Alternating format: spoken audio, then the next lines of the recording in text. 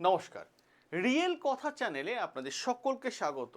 অন্নপূর্ণা যোজনার টাকা নিয়ে এবার একটা বড় সড়ো চমক চলে এসেছে। আচ্ছা, আপনি কি জুন মাসে ৩,০০০ টাকা পেয়েছিলেন?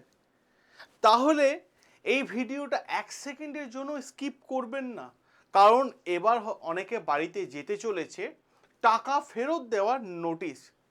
আর এখানেই প্রশ্ন চলে আসে, সবাইকে কি টাকা ফেরত দিতে হবে? কারা সরকারের নজরে এসেছেন এবং আগস্ট মাসে টাকা কি বন্ধ হয়ে যাবে নাকি আবার টাকা দেওয়া হবে? প্রত্যেকটা বিষয় আমরা আলোচনা করব। আর এই ভিডিওতে অতি অবশ্যই দেখবেন, কারণ স্কিপ না করে দেখবেন, কারণ শেষের দিকে এমন কিছু গুরুত্বপূর্ণ তথ্য বলবো যেটা আপনার দুশ্চিন্তা একেবারে কিন্তু দূর হয়ে যাবে। আপনি জাস্ট একবার ভাবুন তো, জাস্ট পরিকল্পনা করুন তো, আপনার ব্যাংক অ্যাকাউন্টে অন্নপূর্ণা যোজনার টাকা ঢুকেছে, আপনি নিশ্চিন্তে সেই টাকা খরচও করে ফেলেছেন, আর ঠিক কয়েকদিন পর যদি সরকারের পক্ষ থেকে একটা নোটিশ আপনার হাতে ধরিয়ে দেওয়া হয় যে আপনি অযোগ্য, আপনাকে যে টাকাটা দেওয়া হয়েছে সেই টাকাটা ফেরত দিন, তাহলে আপনি কি করবেন? এটা কি সত্যি খবর নাকি একটা গুজব? কারা সত্যি টাকা ফেরত দিতে পারবেন? আর এই বিষয় নিয়ে চারিদিকে কিন্তু উঠে এসছে নানান ধরনের জল্পনা, নানান ধরনের টেনশন। তো আজকে সমস্ত টেনশনের বিষয়ের রিপোর্ট এবং আমি পুরো বিষয়টা আপডেট আপনাদের সামনে A to Z তুলে ধরবো। এবং তার আগে আমি সকলকে রিকোয়েস্ট করব, যারা দেখছেন এই চ্যানেলটা, আপনারা জানেন যে প্রচুর এই চ্যানেলে ইনফরমেশন কেমন দেওয়া হয়, অথেন্টিক ওয়েতে আপনাদের সামনে প্রত্যেকটা বিষয় শেয়ার করা হয়। তো রিকোয়েস্ট একটাই, ভিডিওটা যে ভালো লেগে থাকে অতি অবশ্যই চ্যানেলটাকে শেয়ার সাবস্ক্রাইব করে নেবেন এবং ভিডিওটাকে লাইক করে দেবেন। আসুন সবার প্রথমে বড় আপডেটটা আমরা একবার দেখে নিই। আপডেট কি আছে?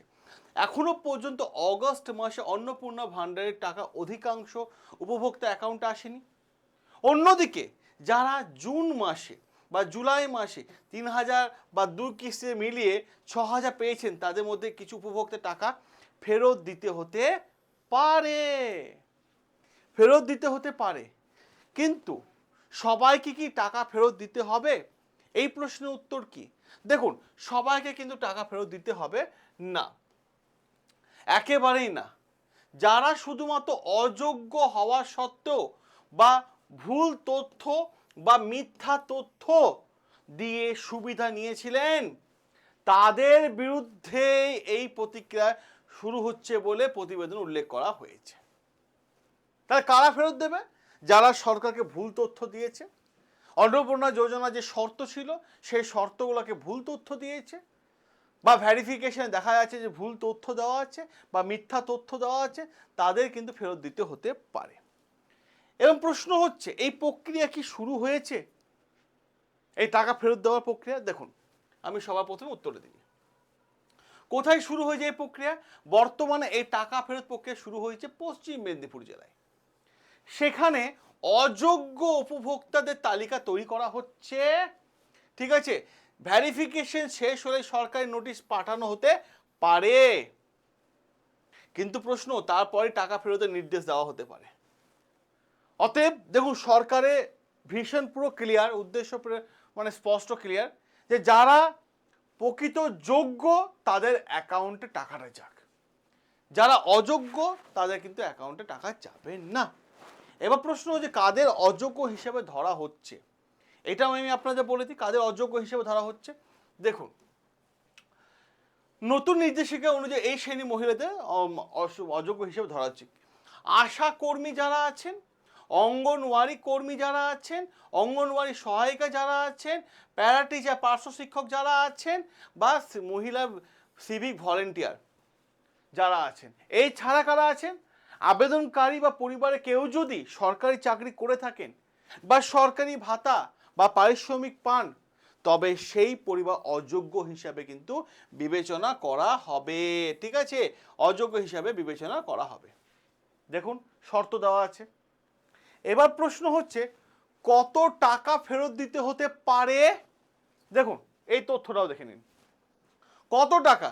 দেখুন, একটা কিস্তি পেলে ৩,০০০ টাকা, আর যদি কেউ দুটো কিস্তি পেয়ে থাকে তাহলে ৬,০০০ টাকা কিন্তু ফেরত দিতে হতে পারে, এবং যে পরিমাণ টাকা ভুল মানে ভাবে পাওয়া গেছে পুরো টাকাটা হয়তো ফেরত দিতে হতে পারে। এবার প্রশ্ন হচ্ছে সরকার কিভাবে ভেরিফিকেশন করছে। দেখুন কিভাবে ভেরিফিকেশন করছে, দেখুন যারা আশা কর্মী আছেন তাদের যেতে হচ্ছে কোথায়, BMOH অফিসে। অঙ্গনওয়াড়িদের ভেরিফিকেশন হচ্ছে কোথায়, CDPO অফিসে।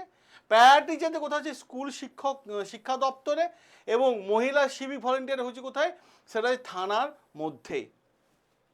এবং আধার নাম্বার সাহায্যে তথ্য যাচাই করা কিন্তু হচ্ছে। আধার নাম্বার সাথে ভেরিফিকেশন কেন হচ্ছে, কারণ সরকারের ধারণা জুলাই মাসে তাড়াহুড়ো করে টাকা পাঠানোর সময় কিছু অযোগ্য উপভোক্তা অ্যাকাউন্টে মানে টাকা পাঠিয়ে দিয়েছে। এবার প্রশ্ন, তাই ভেরিফিকেশন চলছে, আর যদি ভেরিফিকেশনে অযোগ্য প্রমাণিত হন তাহলে ভবিষ্যতে নোটিশও হয়তো আসতে পারে। আচ্ছা এই নিয়মটা এখন কোথায় হয়েছে, শুধু পশ্চিম মেদিনীপুরে? হ্যাঁ, এই নিয়ম কি শুধু পশ্চিম মেদিনীপুরের জন্য? উত্তর হচ্ছে না।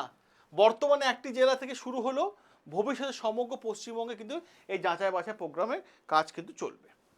এবার প্রশ্ন হচ্ছে সবচেয়ে গুরুত্বপূর্ণ বিষয়, এখনো পর্যন্ত সরকার কাউকে টাকা ফেরতের নোটিশ দেওয়ার চূড়ান্ত নোটিশ দেয়নি, কিন্তু বর্তমানে শুধু ভেরিফিকেশন চলছে এবং অযোগ্যদের, এইখানেই তো প্রশ্নটা, অযোগ্যদের তালিকা তৈরি করা হচ্ছে। অযোগ্য কারা তালিকা তৈরি করা হচ্ছে, চূড়ান্ত সিদ্ধান্ত এখনই সরকার ঘোষণা করেননি। যদি আপনার কাছে নোটিশ আসে তাহলে আপনি কি করবেন? যদি আপনার কাছ থেকে সরকারি নোটিশ আসে সেটা ভালোভাবে পড়বেন প্রথমে, প্রয়োজন হলে ব্লক অফিসে বা মিউনিসিপ্যালিটি অফিসে সরকারি দপ্তরের সঙ্গে যোগাযোগ করবেন, এবং কোনো গুজবে কিন্তু কান দেবেন না, সরকারি নোটিশে অপেক্ষায় থাকুন। গুজব সোশ্যাল মিডিয়ায় অনেক গুজব ছড়ানো হচ্ছে, কোনো গুজবে কান দেবেন না। এবার প্রশ্ন হচ্ছে আপনি প্রকৃত যোগ্য যদি হয়ে থাকেন তাহলে আপনার ভয়ের কোনো কারণ নেই, ভয়ের কোনো কারণ নেই, অযথা আতঙ্কিত হবেন না, এবং সরকারি যে ভাবে যে যাচাই বাছাই প্রক্রিয়া চলছে সেটা সম্পূর্ণ হওয়ার জন্য একটু অপেক্ষা করুন। আর এই মুহূর্তে টাকা পাঠানোর বা টাকা ফেরত দেওয়ার চূড়ান্ত সিদ্ধান্ত এখনও হয়নি, সরকার এখন ভেরিফিকেশনের প্রসেস দেখছে। চূড়ান্ত নোটিশ প্রকাশিত হবে তবে স্পষ্ট হবে বিষয়টা যে কারা টাকা ফেরত দেবেন, কিভাবে টাকা ফেরত দেবেন, এবং অগস্ট মাসে কবে দেওয়া হবে, শুধুমাত্র সরকারি ঘোষণাপত্রের জন্য একটু অপেক্ষা করুন। এবং আপনার মনের মধ্যে যদি কোনো প্রশ্ন এসে থাকে না, তাহলে অতি অবশ্যই কমেন্ট বক্সে কমেন্ট করে জানান। দেখা হবে আপনাদের সাথে নতুন আরও একটা গুরুত্বপূর্ণ আপডেট নিয়ে।